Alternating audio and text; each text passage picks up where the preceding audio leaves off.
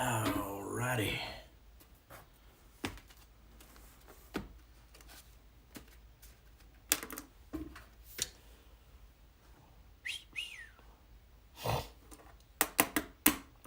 It is the start of a new day, new week. New day too, but new week. Hallelujah.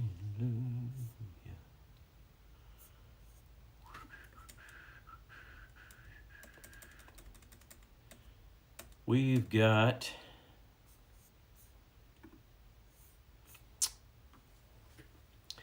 a new world champion football team. That's a great game, man. Even if you're, I didn't watch that many games all through the year, but that was a good one. I really didn't have a what is going on here?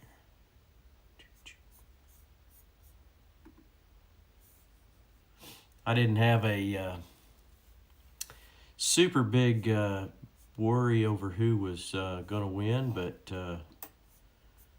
I mean, I was rooting for the Chiefs. They're closest to us, and more Jared Cook, but I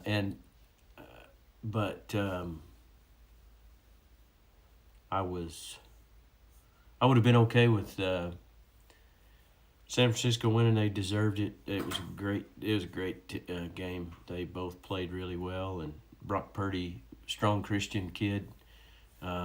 Love that story, being the last pick in the draft and to get to go. I know a lot of people were probably rooting for him and San Francisco. Some people don't like anybody to win back-to-back or multiple times, and they kind of root against them. But I did that against New England. I never liked the Patriots, and didn't have, but I always wanted to see somebody new. But I have liked the Chiefs, of course, being closer to us. We could actually go to one of those games if we wanted to. I wouldn't mind doing that just to say I did it. If somebody else bought the tickets, I wouldn't want to spend that much money. Anyway, good morning, Jared Cook. Good morning, Valerie. Good morning, Mom. Good morning, Mara. Sean Summers, good morning. Christy, good morning. Robin, good morning. Scott Maloney, morning. Ziggy Pete. Boyd, good morning. Lucy, good morning. Bill Wilkins. Let's see. Bill, good morning. I don't think I missed anybody that's on here that's commented so far anyway. We'll have a few more. Somebody else just jumped on. Tyson, good morning. It is Monday, and we got the shirts.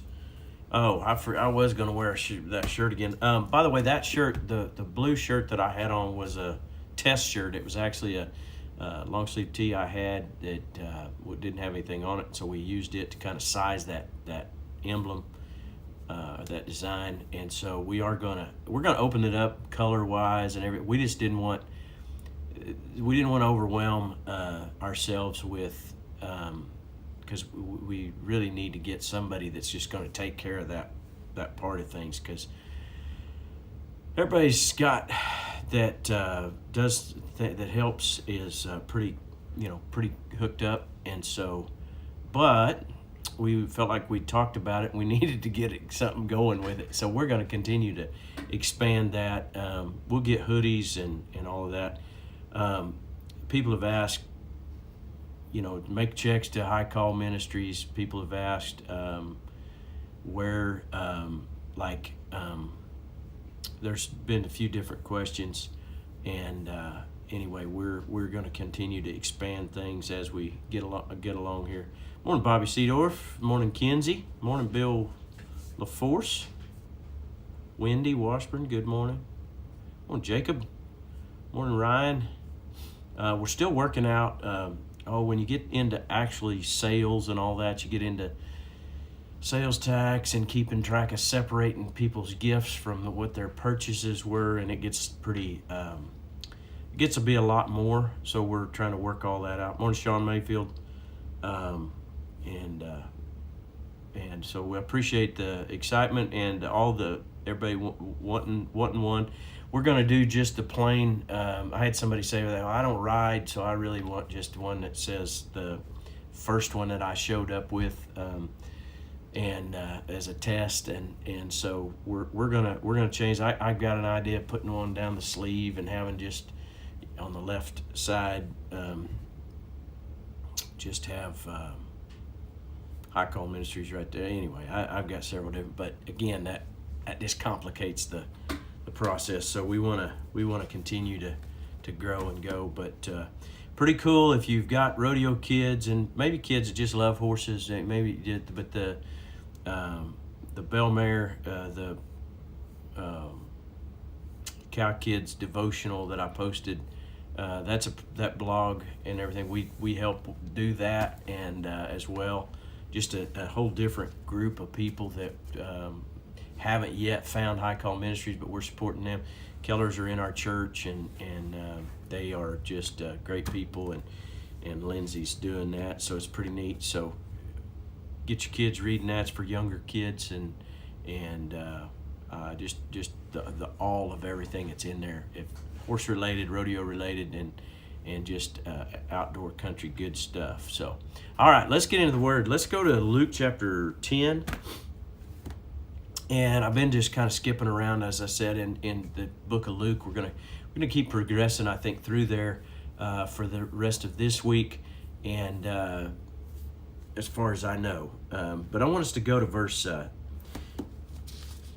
We'll reference verse 1. It says, the Lord now chose 72 other disciples and sent them ahead in pairs into all the towns and places he planned to visit. So we've talked about this before, where Jesus, he sent out the 12, and then he came back at a later time and he sent out the 72. So, one of the things that we see that Jesus did really well is he modeled how to minister. And we're teaching this teaching through the book of Luke. My purpose is that for us to see the ministry of Jesus. And part of what we see is how Jesus demonstrated God's will in his life. He taught them how to go, what to do, and then he sent them out to do it. He put them in that position. And he said, don't take anything with you. Trust God. All your food, all your clothes, everything you need. We don't know. They didn't go out for, weeks at a time. It doesn't say how long they were out there. But as they were sent out, the thing was they didn't have cell phones. They couldn't call in. They didn't have any kind of communication. So it wasn't like they go, are we good, God? Are we good, Jesus? Can we come back? Or, hey, Jesus, I got this question. They just had to go. And, there's something about the ability to navigate and a willingness to take a step and to go and to try things.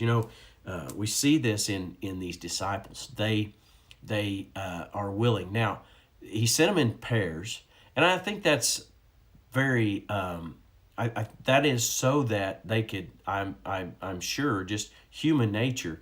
If you got somebody with you, you're a little more daring. You remember as kids, you'd try something with your buddy. You'd jump off that roof, or if you had somebody going, yeah, you can do it. Yeah, you can do it. We used to have there was at one of my friends' house, there was a cellar and, a Frady hole for tornadoes. And there was cement. It had a cement round roof on it. And so it was perfect to jump your motorcycle off of my dirt bike. And so I was about, 13, 14 years old. And I rode this dirt bike a lot, was good enough to get braver and braver as we went. And so we just kept jumping this, coming around and jumping this cellar. And I'd jump it, and he didn't have the same dirt bike. And so he had a 3-wheeler at the time. So we'd switch off and he'd ride, and we'd see who could jump the furthest. And our little brothers, we both had little brothers, and we would one of us would mark where we landed, and so they'd stand out there and they'd watch and they'd go to where and mark where we landed. Well, we just kept going further and further and further across his yard, hitting it faster and faster. But the problem was there was this hedge of this hedgerow of bushes, but they were thorn bushes. I don't know what kind of bushes they were, but they had these briars on them. They had these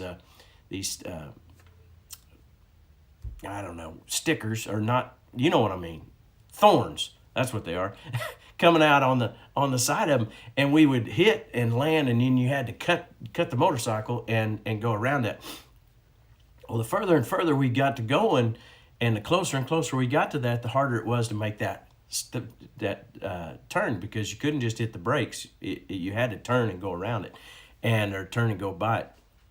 Well, I was determined to win, and I went just too far to be able to turn, and I landed and then went into that thorn hedgerow, and I mean it was not real good.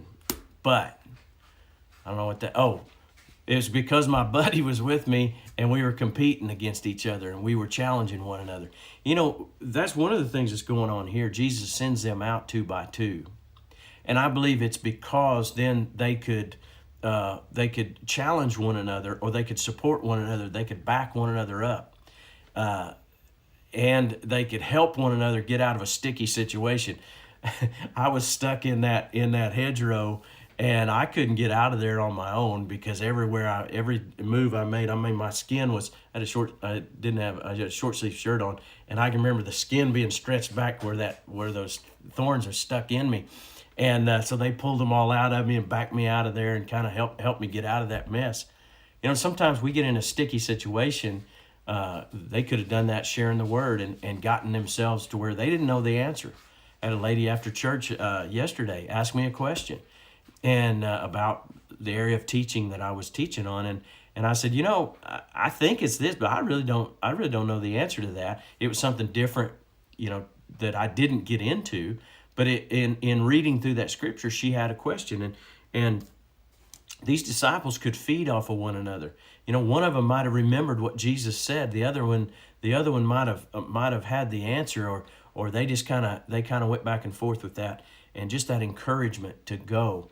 That's something that's pretty powerful in this, that Jesus sent them out, but having somebody to go with them. Now, I believe we have to be bold enough and confident enough to just do things on our own.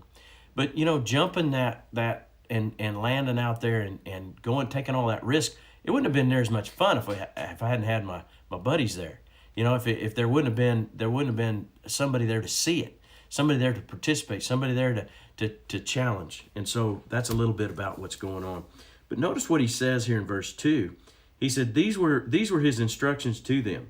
The harvest is great, the workers are few, so pray to the Lord who's in charge of the harvest, and ask him to send more workers into the field. Now go.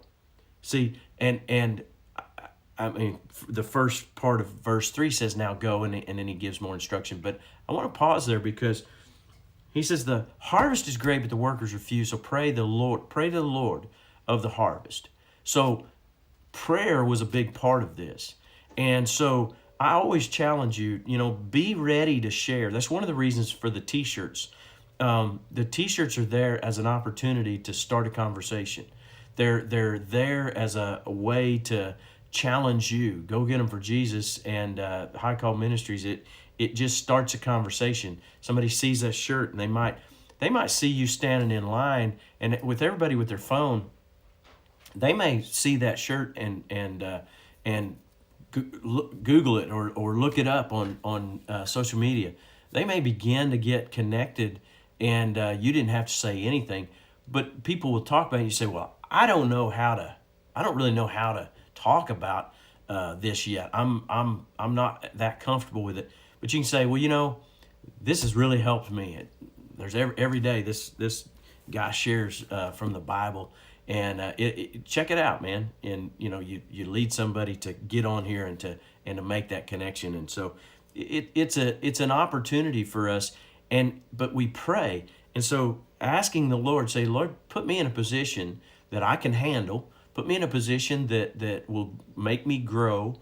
that'll help me to share my faith. And so you'll go back and forth in that, and and challenge one another. You seeing the opportunities before you, and God will put you there.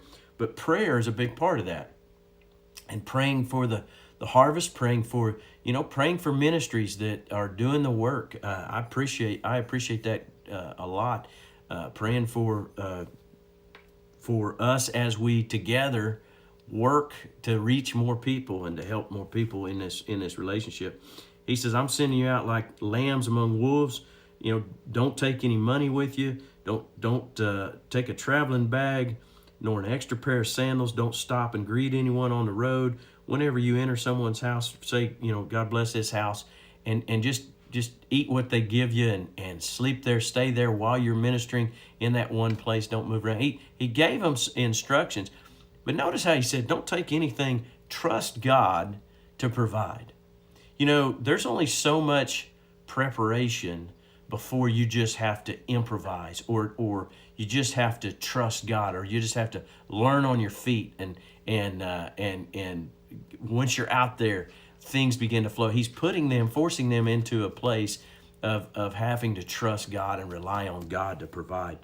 He says, and then if they don't receive you or receive what you've shared, it's not on you. You let that go. They're not rejecting you. In fact, he says in another place, I don't remember, I didn't read all of this, but in another place he said they're going to reject you. They're going to hate you at times. There are going to be those that will. Not everybody, but there'll be those that will. But understand something. They're not hating you. They're hating the message. They're hating Jesus. They're hating the conviction that they feel if they're if they're lost and rejecting what Jesus has provided, or how Jesus is speaking to them. They'll reject that a lot of times because they don't want to change. They want to stay where they're at. They don't yet realize how good it can be accepting Jesus as Lord. But it does involve giving up lordship, giving up the reins, you might say, of your life. And so trusting God, trusting in people, to be there to support, but knowing that your ability comes from God, and He's the one that provides. And so that's where I wanted to get to today. What a blessing it is to just have, when we have someone beside us to help and to support. It's things that we do together that are celebrated the most, and we see God at work in our lives individually, but a lot of times it's collectively is how we do more, and that's what's pretty awesome. So you guys go out today and look for an opportunity to sow into somebody's life. Look for an opportunity and just pray, God, use me, help me to share with someone, to encourage someone, to be a positive word to someone, and make a difference in their lives. And so go out today, be a blessing to someone, and as always, go get them for Jesus. Love y'all. Well, who else did we have come on? Let's see. Morning, Regina. Morning, Ron Wade. John Smith, good morning. Good to see you. Central Grain, good morning. I can't remember your first name. 10 Texas, Christina, good morning. Daniel, good morning. What a blessing. Jason Unruh, Christina. Scott Keller, good morning. I knew we had some more come on after I said we've been breaking that out. We're getting that on. Pretty cool that these morning deals will be going on some different platforms, different places. If you didn't know, we are on an audio podcast, and you can go to our website, highcallministries.org, and we are putting that up to where we're able to, we're trying to get that set up to where we can get the t-shirts and things done through there, and we'll begin to expand the colors and expand the designs as we go along here. So, well, you guys have a blessed day, Monday, beginning of a new week, and have high expectations. Love y'all.